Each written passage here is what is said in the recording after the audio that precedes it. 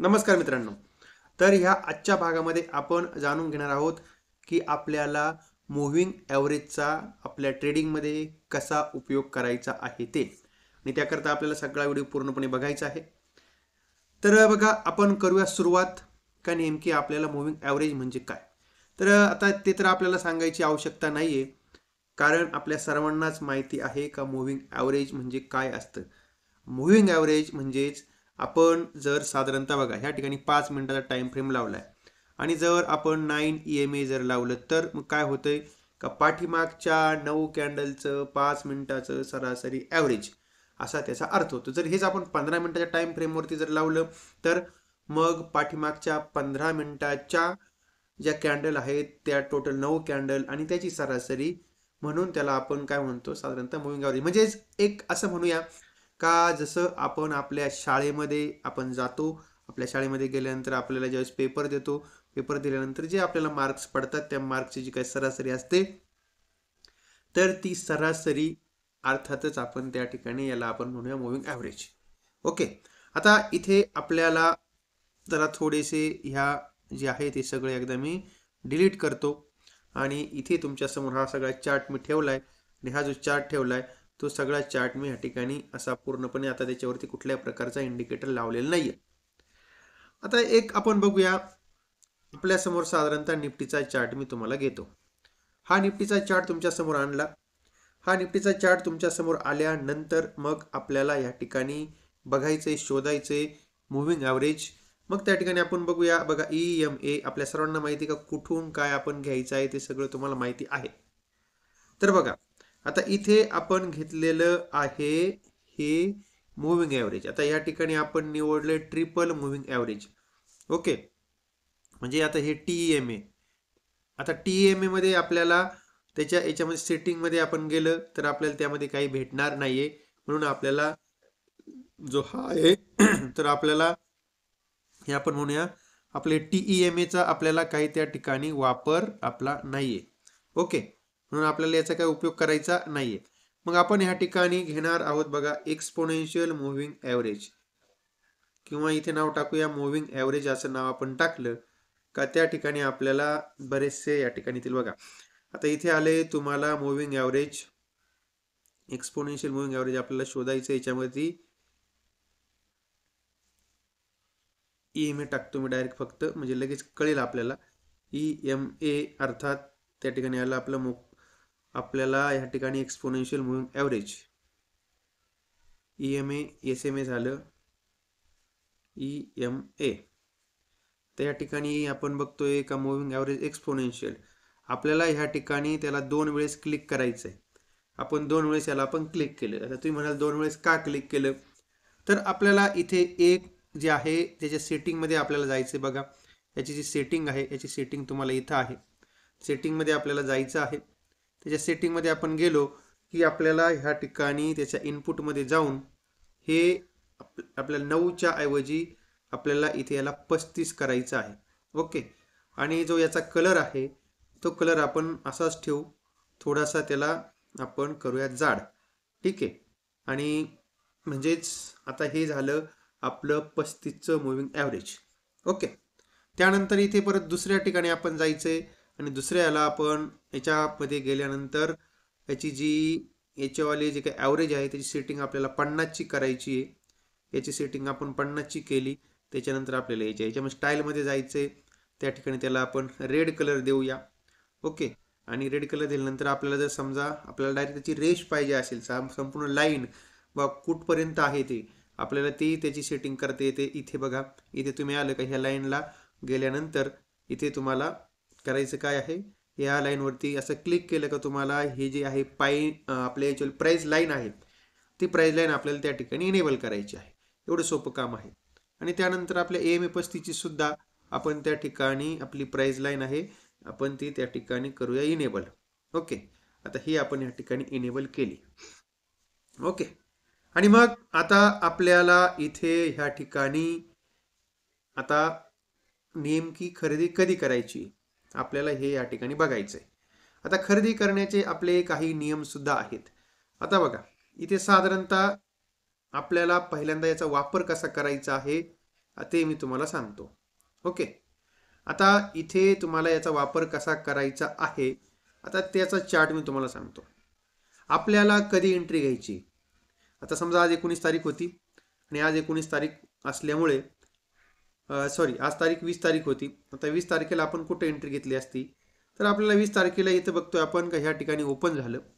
हा निफ्टी इथे ओपन झाल्यानंतर थोडासा या ठिकाणी आपल्याला 3-4 रेड कॅन्डल दिसल्या आणि त्या रेड कॅन्डल दिसल्यानंतर मग आपल्याला त्या ठिकाणी परत ज्यावेळेस एखादी ग्रीन कॅन्डल तयार होईल आणि किंवा हा चार्ट वरती जाऊन परत आपल्या ह्या 35च्या मूव्हिंग ॲव्हरेजच्या लाईनपर्यंत खाली येऊन परत वरती जाईल, मग त्या ठिकाणी आपल्याला एंट्री घ्यायची.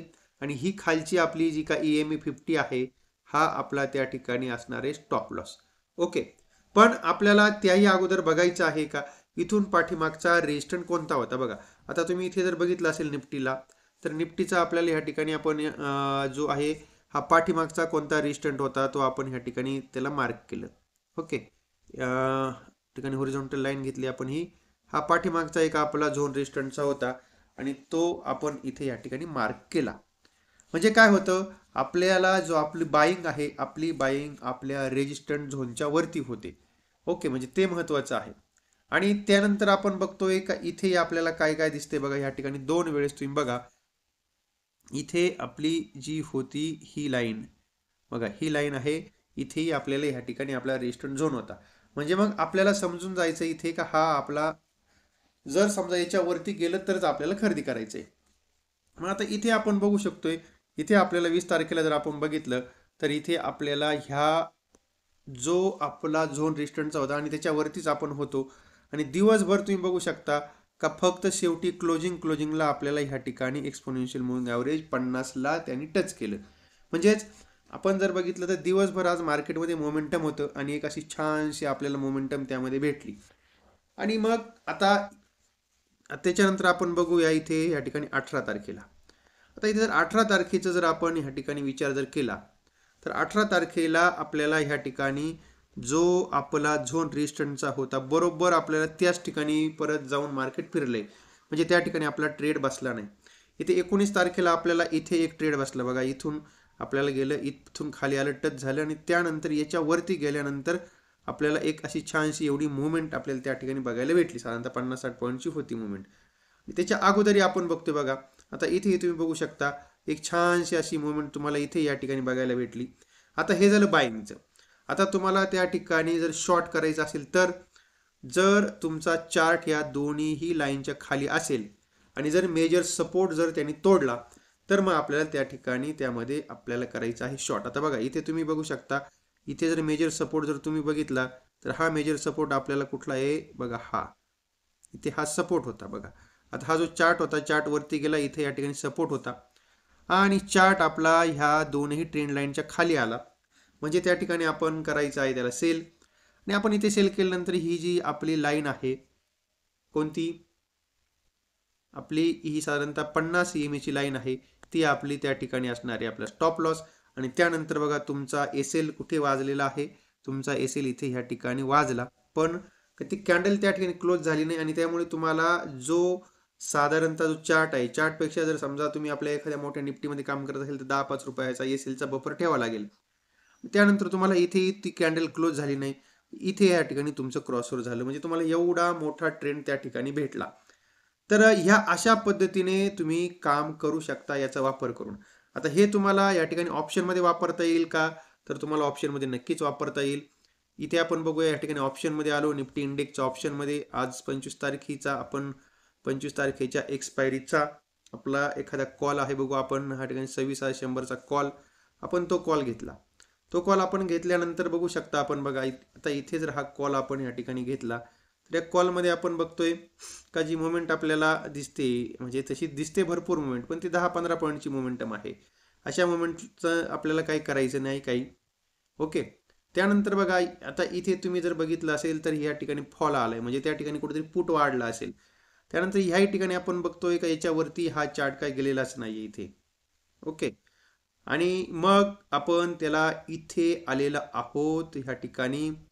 आणि ही आजची मोमेंटम जर तुम्ही बघितली तर बघा, आज इथे या ठिकाणी काय दिसते आपल्याला, इथे सकाळी हा गॅप अप ओपन झाला त्यानंतर परत आपल्या ह्या ट्रेंड लाईनला आपल्याला हा भेटायला आला चार्ट आणि त्यानंतर परत मग ग्रीन एक कॅन्डल तयार झाली. त्यानंतर दिवसभर आपल्याला ह्या ठिकाणी आपला एल आहे तो परत क्लोजिंगला वाजला. ओके, आता या ठिकाणी टाइम फ्रेम महत्वाची आहे. 5 मिनिटाची टाइम फ्रेम मी तुम्हाला या ठिकाणी सांगितली वापरायला, 5 मिनिटाची टाइम फ्रेम. पण जर एखाद्याला असं वाटलं नाही मला लवकर ट्रेड पाहिजे, तर तुम्ही त्या ठिकाणी 3 मिनिटाची सुद्धा टाइम फ्रेम वापरू शकता. तुम्हाला या ठिकाणी 3 मिनिटाच्या टाइम फ्रेमवरती सुद्धा या ठिकाणी चांगले ट्रेड इथे तुम्हाला मिळू शकतात. आता बघा या ठिकाणी 3 मिनिटाच्या टाइम फ्रेमवरती जर तुम्ही बघितलं तर थोडासा एल आहे तुम्हाला थोडा मोठा ठेवावा लागेल. म्हणजे आपलं एलचा बफर तुम्हाला त्या ठिकाणी थोडा मोठा ठेवावा लागेल. तर इथे बघू शकता तुमची इथे एंट्री झाली, त्यानंतर इथेही तुमचं ह्या ठिकाणी एलचा बफर मी तुम्हाला म्हटलं एलचा बफर ठेवावा लागेल. म्हणजे साधारणतः आता जर समजा याचा रेट 1,400 असेल चालू, तर तुम्हाला 120 रुपयाचा एल ठेवायचा असा बफर आहे, त्याला बफर म्हणतात. आणि इथे तुम्हाला शेवटपर्यंत चांगली मुवमेंट दिली. पण यामध्ये तुम्हाला काही काही ट्रेड जे आहेत का जे 5 मिनिटाच्या टाइम फ्रेमवरती भेटले नाहीत, असे ट्रेड तुम्हाला त्या ठिकाणी भेटतील. पण इथे तुम्हाला काय करायचं आहे, इथे तुम्हाला एक महत्त्वाची गोष्ट करायची आहे का तुम्हाला या ठिकाणी ट्रेड घेताना जरा थोडंसं मी तुम्हाला सांगितलं ना, इथे तुम्हाला जो सपोर्ट असेल किंवा रेजिस्टंट असेल त्याचा तुम्हाला वापर करायचा आहे. मग या ठिकाणी तुम्ही याचा वापर करू शकता. बघा इथे तुम्ही बघा ही तारीख तुमची आहे, समजा 18 तारीख आहे. 18 तारखेला तुम्हाला ट्रेड घ्यायचा आहे. मग ही सकाळची एक पहिली कॅन्डल बघा, ही जी ओपनिंगची कॅन्डल आहे, ओपनिंगच्या कॅन्डलचा जो टॉप आहे तो टॉप हा आहे. आणि त्याच्यानंतर ओपनिंगच्या कॅन्डलचा जर तुम्ही या ठिकाणी लो जर बघितला तर ओपनिंगच्या कॅन्डलचा लो इथे आहे, अराउंड ह्या ठिकाणी लो आहे. ठीक आहे. मग मग अशा वेळेस आपल्याला जर समजा बाय करायचं असेल तर मग पर्याय काय आहे, तर तुम्हाला त्या ठिकाणी पर्याय काहीच नाही, कारण ह्या ठिकाणी ओपनिंगची रेंजच त्यांनी तोडलेली नाहीये आणि त्यामुळे त्या ठिकाणी बाय करण्यात काही अर्थ नाहीये. ओके, तर म्हणजे तुम्हाला सकाळी सकाळी ओपनिंगची जी कॅन्डल आहे तिचाही तुम्हाला त्या ठिकाणी लो आणि हाय मार्क करायचा आहे. जर समजा टॉप जर तोडला तर ठीक आहे, नाहीतर मग जर समजा त्याच्या खाली आलं आणि खाली आल्यानंतर मेन रेजिस्टन्स जर तोडला तर त्या ठिकाणी तुम्ही त्याला बाय करू शकता. ओके, आता इथे बघा, आता तुम्हाला इथे एक मस्तपैकी ट्रेड भेटला. मग ह्या ठिकाणी एक असा चांगला ट्रेड भेटला 17 तारखेला. थोडंसं आपण याला आता 1 मिनिटाच्या टाइम फ्रेमवरती वापर करूया. 1 मिनिटाच्या टाइम फ्रेमवरती जर तुम्ही वापर केला तर तुम्हाला त्यामध्ये तुमचे खूप असे जे आपण म्हणतो एल आहेत ते तुमचे एल त्या ठिकाणी खूप वाचतील. बघा इथे जर तुम्ही बघितलं तर तुमचा इथे एल वाजला, इथे वाजला, इथे वाजला, इथे वाजला, मग त्याच्यात काही मजा नाही. म्हणून जो टाइम आहे परफेक्ट टाइम तुम्हाला एक तर त्या ठिकाणी 3 मिनिटाचा टाइम फ्रेम वापरा, पण इथे तुम्हाला 3 मिनिटाच्या टाइम फ्रेमवरती थोडासा जो बफर आहे आपल्या एलचा तो थोडा मोठा ठेवावा लागेल. आणि नाहीतर मग तुम्ही काय करू शकता, नाहीतर मग तुम्ही त्या ठिकाणी एक काम करू शकता. ते काम असं आहे का इथे या ठिकाणी तुम्ही जो आपला याच्याला सुपर ट्रेंड आहे तो सुपर ट्रेंड पण त्याचाही तुम्हाला वापर होणार नाहीये, म्हणून तुम्ही त्या ठिकाणी 3 मिनिटं किंवा 5 मिनिटाच्या टाइम फ्रेमवरतीच वापरा. आता हे तुम्हाला ऑप्शनमध्ये मी सांगितलंय, मग तुम्हाला याचा इक्विटीमध्ये सुद्धा फायदा होतो का? ठीक आहे, आता इक्विटीमध्ये सुद्धा फायदा होतो का तुमचा, तर त्याचा इक्विटीमध्ये सुद्धा फायदा तुम्हाला होऊ शकतो असं दिसतंय. बघा आता या ठिकाणी तुम्ही बघू शकता इथे ही 19 तारीख होती. आता इथे 19 तारखेला आपण बघतोय काय दिसतंय आपल्याला, 19 तारखेला एकंदरीत आपल्याला ह्या मुव्हिंग ॲव्हरेजच्या वरतीच हा पूर्णपणे चार्ट होता आणि त्यानंतर आपण त्याच्यावरती गेलो दिवसभर. ओके, आणि त्यानंतर मग जर आजचा दिवस आपण बघूया, आजच्या दिवसभरामध्ये आपण बघतोय काय, तर आजच्या दिवसभरामध्ये आपल्याला जो सकाळचा जो टॉप आहे तो सकाळचा टॉपच त्यांनी त्या ठिकाणी क्रॉस केला नाही. बघा इथे हा सकाळचा टॉप आजचा जर बघितला तर हा सकाळचा टॉप होता 1546, तो त्यांनी त्या ठिकाणी दिवसभर क्रॉस केला नाही. म्हणजेच आपली ओपनिंग रेंज आपण त्याला ब्रेकआउट म्हणतो, तो जो आपल्या सकाळच्या पहिल्या कॅन्डलचा 5 मिनिटाच्या कॅन्डलचा जो काही टॉप आहे तो जर क्रॉस नाही केला तर मग त्यामध्ये आपल्याला मोठी मोमेंटम अपेक्षित नाहीये. त्यानंतर आपण ह्याही ठिकाणी बघू शकता, बघा इथेही आपली सकाळचा जो टॉप आहे तो क्रॉस केला नाही. आपण इथे त्याच्या खाली चार्ट आला, त्यानंतर तुम्ही या ठिकाणी काय करू शकता, त्याला शॉर्ट सुद्धा करू शकता. त्यानंतर आपण इथे बघूया, आता इथे जर तुम्ही बघितलं तर ह्या ठिकाणी आपल्याला दिसतंय का सकाळचा टॉप तर हा होता आणि त्यानंतर सकाळचा जो लो होता, सकाळचा जो कॅन्डल आहे सकाळच्या कॅन्डलचा लो आपल्याला अराउंड ह्या ठिकाणी होता. आणि मग आपल्याला या ठिकाणी लोच्या आसपासपासून जर समजा वरती फिरला तर आपण त्याला एकंदरीत बाय करू शकतो. जर समजा तुमच्या इथे बघा कॅन्डलचा टॉप आहे, हा कॅन्डलचा लो आहे, लोच्या आसपासपासून जर समजा चार्टवरती जर फिरला तर हा तुमच्या सकाळच्या ओपनिंगचा जो टॉप आहे हा तिथपर्यंत जायचा प्रयत्न करू शकतो. इथे तुम्हाला त्या ठिकाणी चांगली मुवमेंट मिळाली. त्यानंतर इथे तुम्ही बघू शकता एक मोठा फॉल तुम्हाला अनुभवायला भेटला. बघा याच्या खाली चार्ट गेला आणि एक मोठा फॉल तुम्हाला त्या ठिकाणी बघायला भेटला. म्हणजेच इथे तुम्ही ह्या आपल्या मुव्हिंग ॲव्हरेज 35चा आणि मुव्हिंग ॲव्हरेज 50चा या ठिकाणी तुम्ही चांगल्या प्रकारे वापर करू शकता. चांगल्या प्रकारे वापर जर केलास तुम्ही तर तुम्हाला त्या ठिकाणी चांगला ट्रेड तुम्हाला घेता येईल.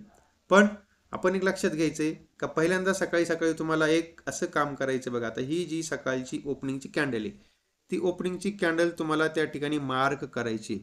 ही ओपनिंगची जी कॅन्डल आहे बघा, आता ही ओपनिंगची कॅन्डल आपल्याला मार्क करणं गरजेचं आहे. बघा ही एक ओपनिंगची कॅन्डल आणि ती कॅन्डल तुम्हाला त्या ठिकाणी मार्क करायची आहे. ओके, बघा आता इथे या ठिकाणी आपण आलोय आणि इथे आपण हा लो आहे ओपनिंगच्या कॅन्डलचा लो. ओके, जर समजा आपल्याला असं वाटलंय का हा चार्ट आपल्याला इथे हा आता ही कॅन्डलचा लो आहे, लो क्रॉस करून परत वरती आला तर तो परत टॉपपर्यंत जाण्याची शक्यता असते. मग तुम्ही त्या ठिकाणी तुमचा ट्रेड इथे मस्तपैकी घेऊ शकता. जर समजा तुमचा हा जो ओपनिंग रेंजच्या कॅन्डलचा लो क्रॉस केलाय परत वरती गेला तर हा इथपर्यंत जाण्याची शक्यता असते. मग तुम्ही तसाही वापर करू शकता. ओके, तर काय करू शकता आपण अशा प्रकारे 35 आणि 50चा वापर करून तुम्ही चांगल्या प्रकारे ट्रेड मस्त घेऊ शकता. ओके, आणि त्यानंतर आता इथे आपल्याला काय टार्गेट ठेवायचे सगळ्यांच्या मनात प्रश्न आहे. बघा आता तुम्हाला इथे काही टार्गेट ठेवायचं नाही, मी तुम्हाला सांगितलंय. इथे तुम्हाला ही जी तुमची जी 50ची ट्रेंड लाईन आहे हा तुमचा SL आहे, त्याला वरती ट्रायल करत चालायचं. म्हणजे ज्यावेळेस तुम्ही ट्रेड घेता तो ट्रेड तुम्ही घेतल्यानंतर त्या ट्रेडवरती तुम्हाला लक्ष ठेवायचं आहे आणि त्या ट्रेडवरती लक्ष ठेवून तुम्हाला त्याला वरती वरती ट्रायल करत चालायचं आहे. ओके, तेव्हा आता एकंदरीतच हा जो काय आजचा व्हिडिओ आहे तो व्हिडिओ मी तुमच्यासाठी बनवला होता. अर्थात हा जो काही सगळा व्हिडिओ होता तो सगळा व्हिडिओ मी आपल्यासाठी एज्युकेशनल पर्पज म्हणून बनवला होता. या व्हिडिओमध्ये कोणालाही कुठल्या प्रकारे खरेदीचा किंवा विक्रीचा सल्ला मी दिला नाही, याची कृपया नोंद घ्या. आणि कुठलाही ट्रेड करताना आपण आपल्या जबाबदारीवरती ट्रेड करत चला. ओके, त्यामुळे इथे थांबतोय आपण आणि परत भेटूया नवीन विषयासह.